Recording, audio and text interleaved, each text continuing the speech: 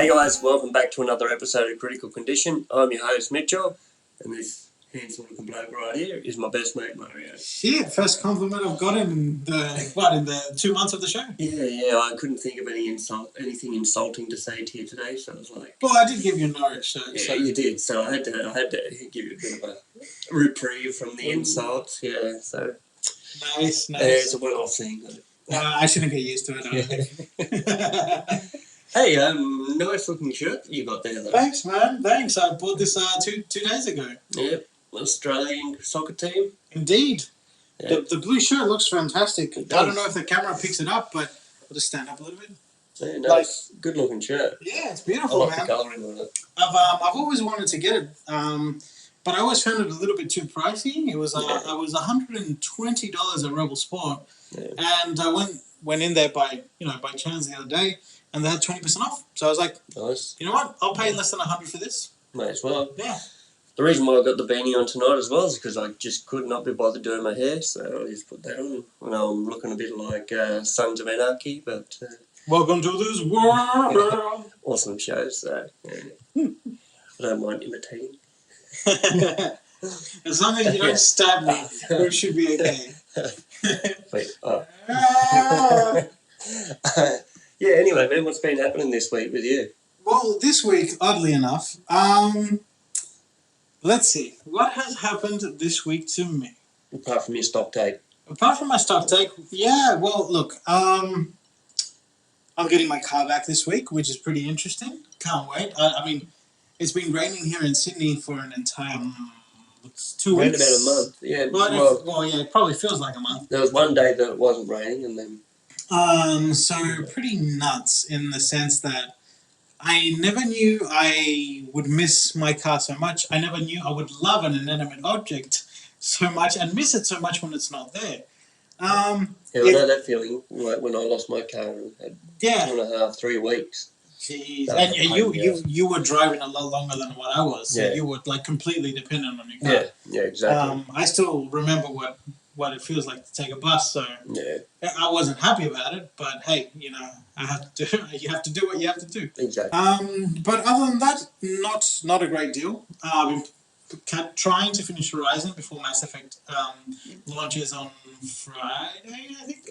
Yeah, well, you can download it on this Thursday, but I think it's midnight Friday. Yeah. Oh, midnight Thursday. Yeah, so well. Yeah, and I'll be working anyway. Yeah. So, but yeah, just trying to finish Horizon at the moment. Trying to power through it. The whole weekend was just me powering through that. Yeah. Awesome game. Awesome game. But yeah, that not much at all. Oh, nice. Yeah. What about you? Haven't been doing too much. I've been just playing Horizon. Surprise, motherfucker. Yeah, and sorting out appointments because of the car accident last year. I've got a bone knee, so I've got to go and bloody get that sorted out, which I can finally go and do now, a year after. I think we have a concurrent theme here. Yeah. You told me in a drive I get into an accident. Yeah, before that you get into an accident. But both times we weren't at fault. That is true. We are completely innocent, guys. Exactly. It's just these other fuckers on the road that can't drive. Jesus fucking hell. Some people, I don't know how some people have the licenses to be quite fair. I think they must suck off the bloody instructors. No other way around it. I like it how you went from 0 to 100. You know me. Oh, wow. I was like, just back down to 0 again. Oh. Yeah, but my grandfather's getting a lot better as well. So yes, I'm glad to hear. I'm really happy about that. He's getting better. So Lloyd, if you're watching us, we're very, very happy that you're getting well. And I can't wait to see you for your birthday party. Yeah, we can't wait for it either. It'll be fucking. It's gonna go off, man. It's gonna go off. Yeah. We're gonna be so drunk for like 3 days. Oh, it's gonna be great. I'm happy about that, and I'm sure most of the other people that are watching probably know my grandfather anyway. So yeah, they'd be pretty happy about it too, because they're the only people that want to watch us. I know, but that's because some of you are sharing. Yeah. I would really appreciate for everybody to share the video. Mm-hmm. To share it. See, you never know. You never know what can happen. Yeah, and if we get to a point where we can buy you drinks, we'll buy you drinks. Shit, well, I'm glad it's going in his credit card. No, I said we. Yeah, as in no, you and me, him. motherfucker. Anyway, man, what's been happening with games this week? Well, with games. Now, I don't know if you know, did you ever play Injustice? Only briefly, like, yeah, I was more into the whole Mortal Kombat thing than Injustice. But there was the DC Universe that also released Mortal Kombat and DC Universe back on the 360, yeah. So the new game that is coming up in April, April? No, sorry, May. I'm like, April? No. Is that a song that fucked you up? But you know what? I've had comments that people go, "Why do you do that song?" It's like, it's me trying to buy time. It's your thinking song. It's my thinking song. It's like, like Papa Smurf. Yeah, like that shall not be mentioned. No. I should stop. No, sorry, May. It's coming out in May. However, Injustice 2. Is that your head exploding? No, it's the lightning from Thor's fucking jealousy. I don't know. I tried. You guys can see that. I just given the. What the fuck you were talking about? What the fuck? Thor doesn't get jealous. No, he doesn't. He just smashes fuckers. Jealousy gets thawed. No. Injustice 2. Injustice 2 is a fighting game that's coming out in May. That looks pretty epic. In fact, the Injustice 1 game released back in 2013 was part of the EVO tournament. So if people don't know what EVO is, it's one of the biggest tournaments held yearly.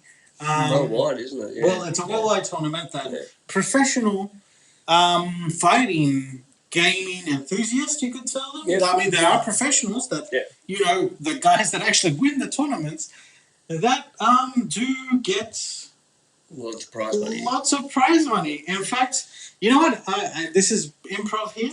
I am tempted for, while we're talking about this, I'll put that video about the EVO one with Street Fighter Third Strike. Where he blocks the ultimate. When he blocks the ultimate in Street Fighter. I'm going to put that back here for you guys to watch. One of the most epic moments. Pretty impressive. I was like, what the fuck?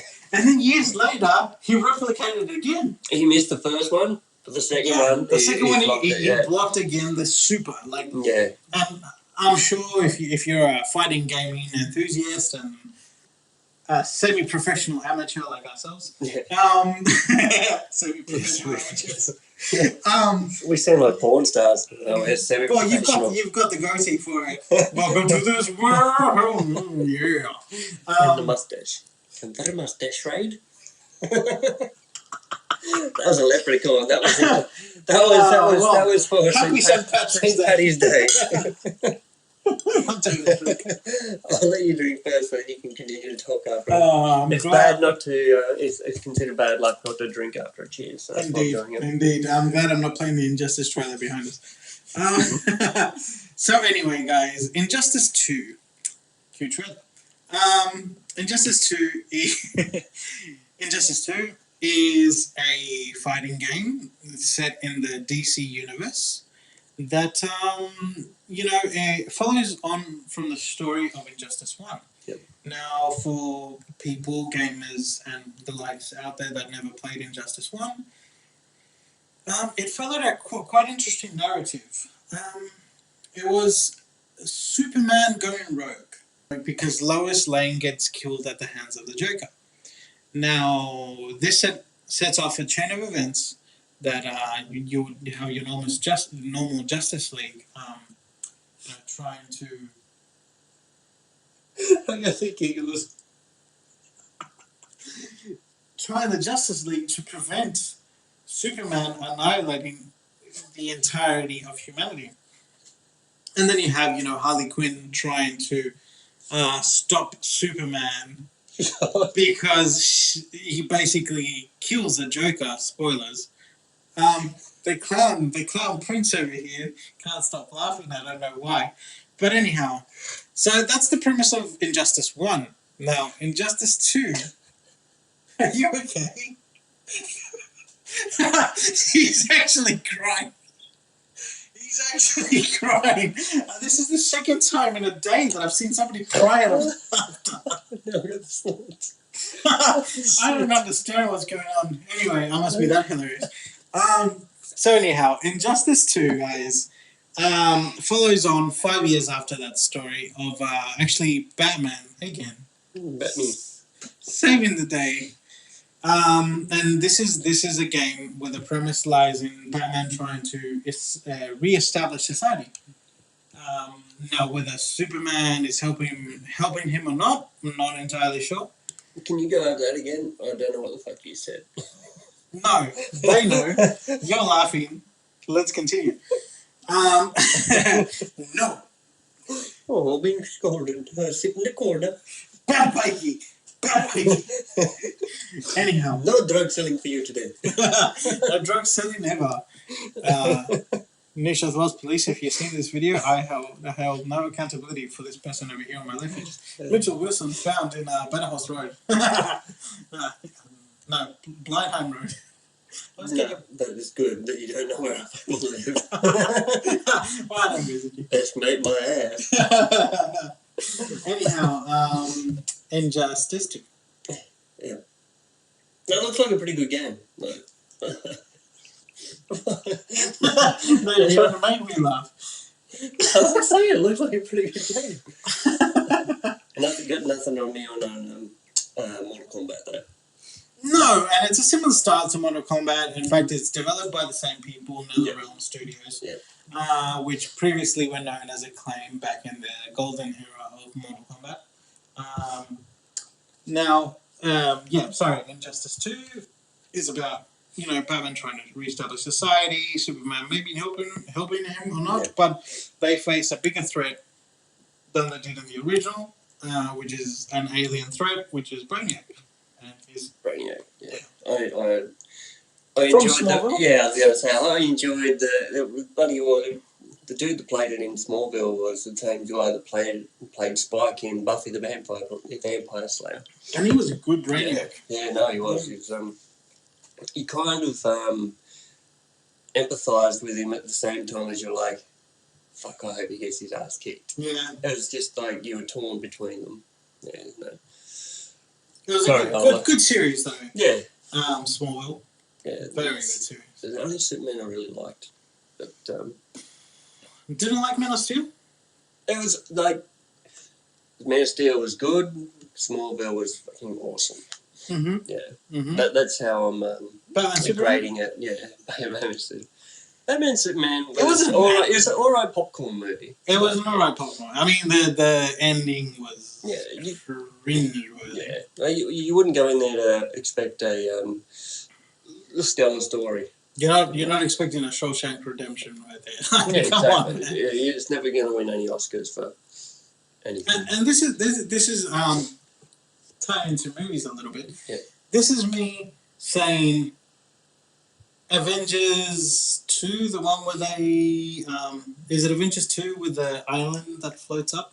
Yeah, the second Avengers, yeah. Because the first one, yeah. Yeah. Avengers 1, amazing. Yeah. Amazing. Avengers 2 with an island and floating up in the air, and this is the Age of Ultron? Yeah, Ultron. Or am I getting that wrong? No, Avengers 2 is the Age of Ultron. Yeah, because... Now, like, if a lot of people said, oh, that movie's amazing. How is that any better than Batman vs. Superman? No, it's not. It's just that people are just biased, I think. Because you got fandoms of both. You've got fandoms of Marvel, you got fandoms of DC, you got fucking... Now, I'll be the first one to say that the Marvel movies, as a collective, that's the third time we've used that word this week, as a collective, a lot better. Yeah. A lot better than the DC movies. Like, I'm not gonna lie. But Batman vs. Superman was not that bad. It wasn't that bad, no. It was just a dark representation of Clark and... Yeah, no, exactly. Ben Affleck suffering from, like, middle-aged man syndrome and... But that's the thing, though. DC tried to set up their next movies. Mm-hmm. Whereas Marvel try to do them as a standalone, and if they tie in with the next movie, then they'll do it. Fair enough. That's my opinion of it. I mean, Ant-Man, nobody gave Ant-Man 2 cents. Yeah. And when he appeared in the Avengers, and that was pretty cool. I liked him in Civil War. It's pretty entertaining. Pardon me. I was still a little bit sick, guys. And it was kind of unexpected for me as well, that just Ant-Man just comes into it, and the motherfucker just makes himself into a giant and just starts kicking ass. But he's like, yeah. Nah, it was good. It was a good film. Yeah. Good film.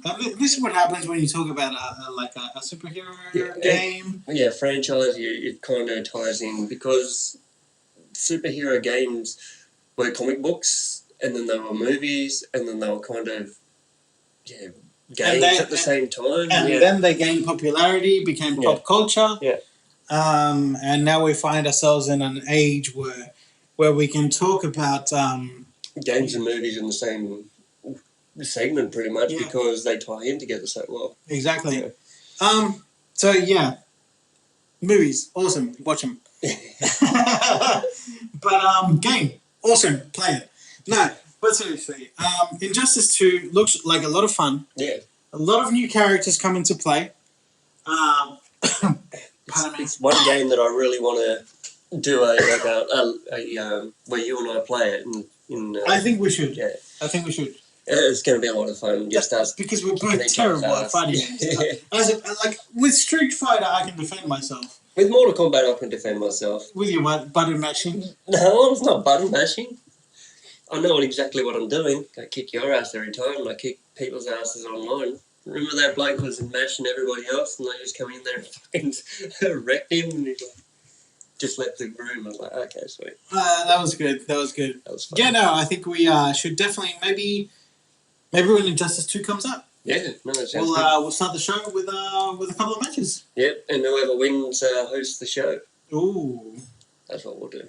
I like it. Yeah, I like that too. Tell us if you like it too. For sure. Yeah, just because you were talking about not Evo. Was it Evo? No, it wasn't Evo. The championship of fighting tournaments. Yeah, was it Evo? Yeah, Evo. Yeah. Evo. Yeah, you're good. I wouldn't mind us being there to commentate one of those. That would be fun. Like Evo, or even, I know you don't like League of Legends that much, but hey, I played League of Legends with you, and I was pretty good with Pantheon. Yeah, I know. That's what I'm saying. And nobody uses Pantheon.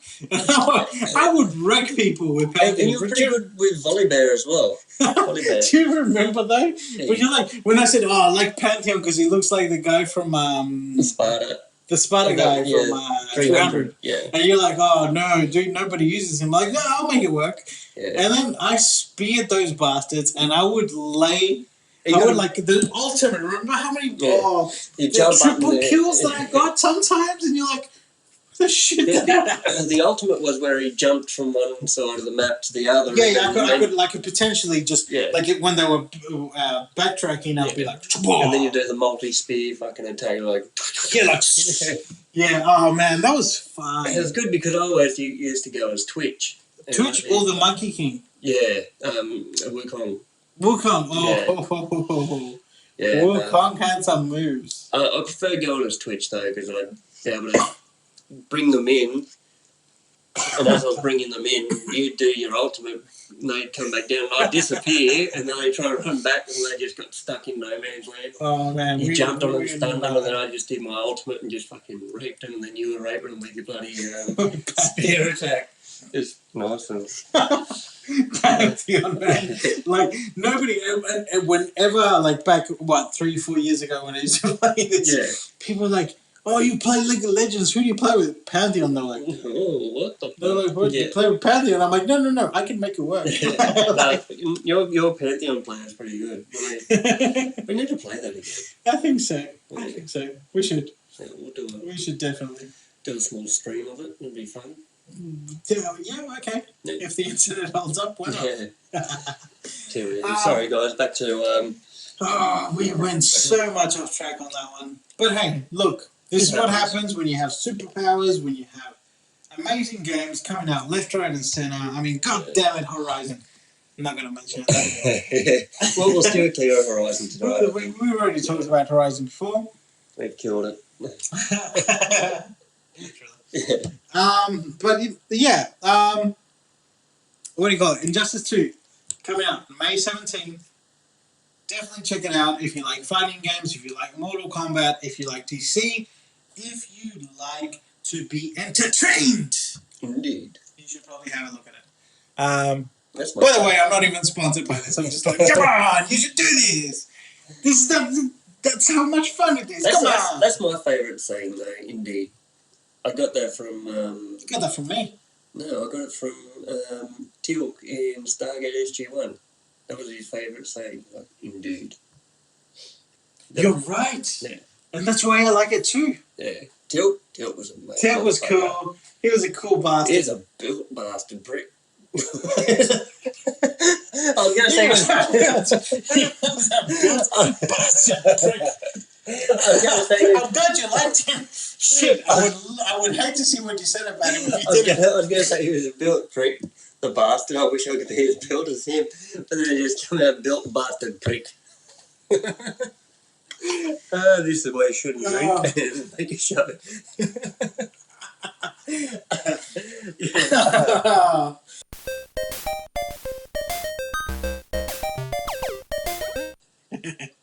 So we had a bit of a laugh, didn't we? We did.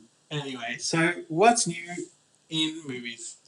So this week, guys, I've got the Zookeepers Wife. If you haven't heard about it, it's about a zoo in Warsaw, Poland in 1939, just before the Germans invaded Poland. They were living a relatively normal life. I think there was Antonina Zabinski and her husband Jan, who was a doctor, Jan Zabinski, and they were directors of the Warsaw Zoo, yeah. Mm-hmm. And in September 1st, 1939 is when the Germans actually invaded Poland, and so once the Germans had overtaken Poland, they brought in their own zoo director, whose name was,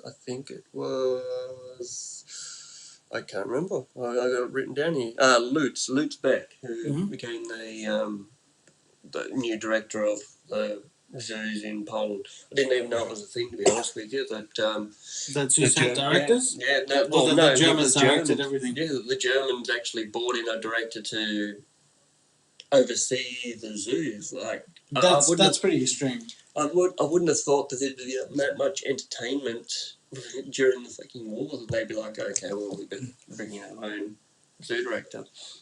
Probably the only thing that bloody had. Yeah, it wouldn't surprise me.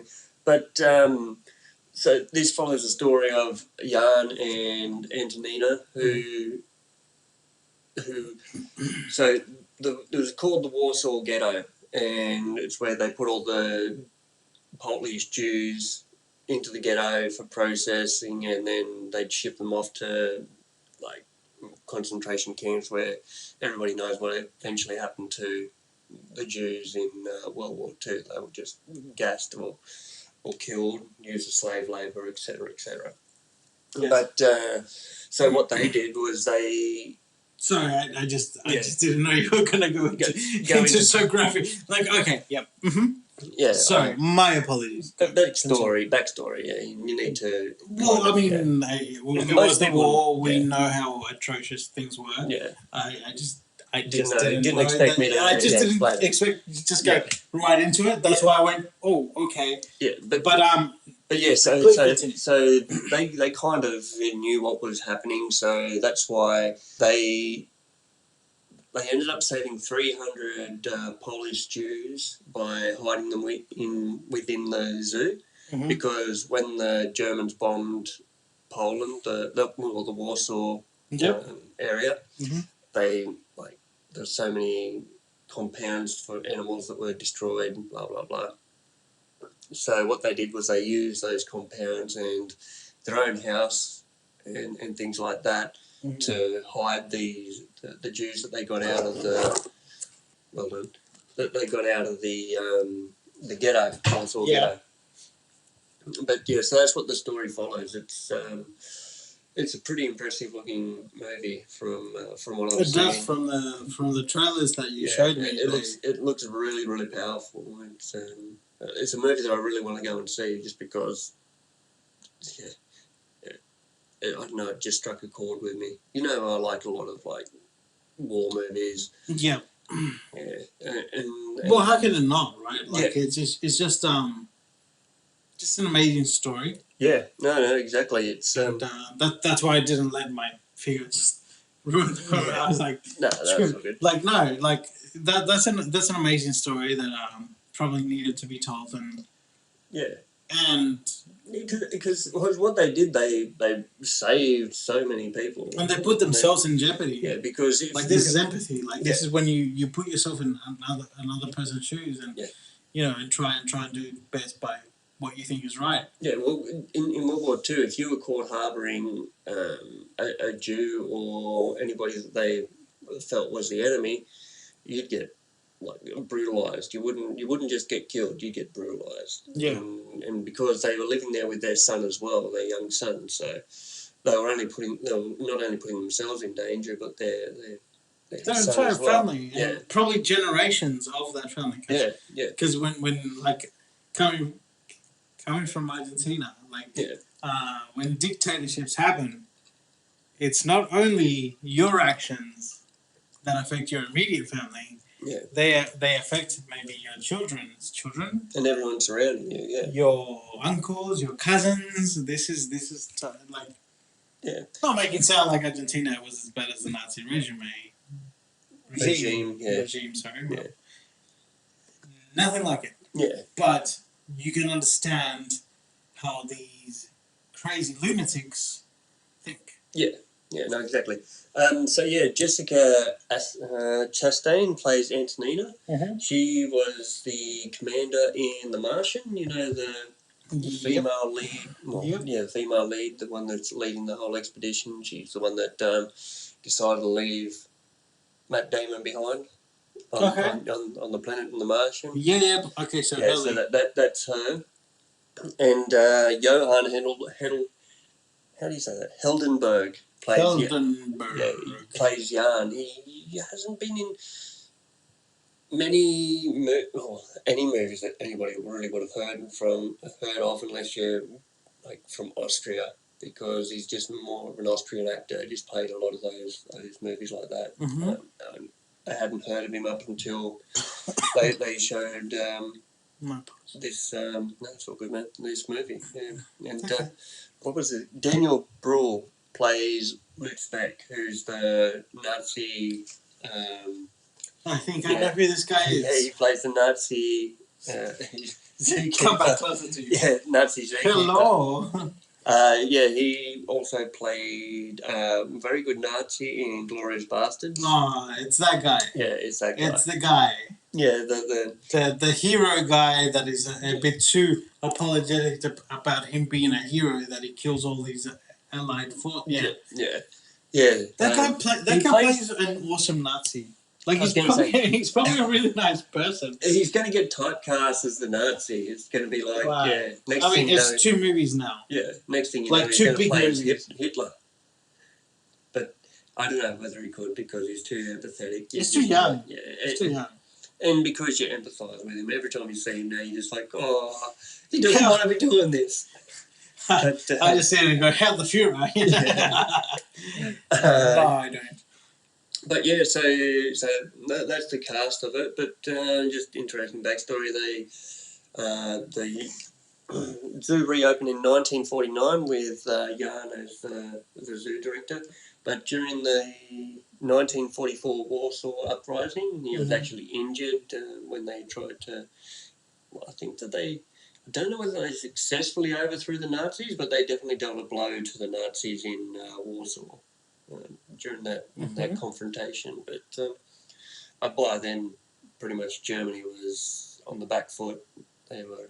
Well, I mean, they did try and take Russia in the middle of winter, which which was fortunate for everybody else. Thank Christ we can. This is the reason why you can wear an NYPD hat today. Yeah, exactly. It was a tactical mistake from him, but a very fortunate one for the rest of the world. Otherwise, we'd probably be speaking German right now. Das. Yeah. Das. Yeah. But the movie comes out 31st of March, which is Australia. Couple of days. Yeah. So it's not too far away, but I'd definitely go and check it out because visually it looks amazing and the whole storyline, and it was based on a true story. So guys, you should go and check that out. But, I agree. It looks like Sorry, I was engaged. I was actually the reason why I was just like looking at you was because you're mesmerizing. Yeah, I'm very engaging person. It's the beard that does that. I'm gonna go for mustache rides. No wait, what?